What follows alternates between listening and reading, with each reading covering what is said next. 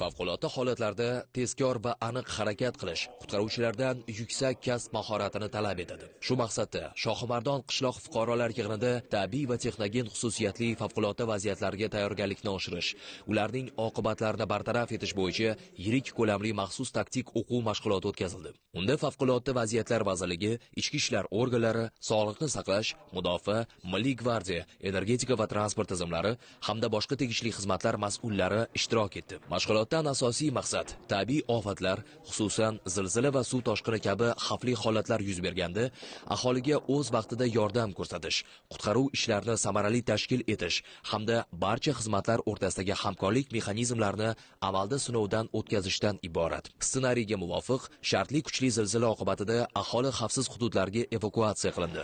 Fuqarolarga birinchi tibbiy yordam ko'rsatildi.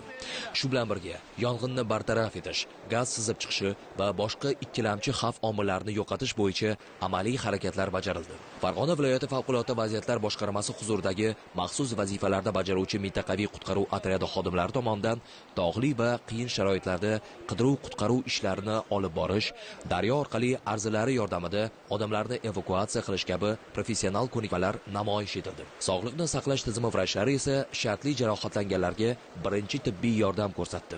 Mashg'ulot yakunida barcha xizmatlarning kuch va vositalari ko'rikdan o'tkazilib, vujudga kelishi mumkin bo'lgan xavflarni kamaytirish bo'yicha aniq tavsiyalar ishlab chiqildi.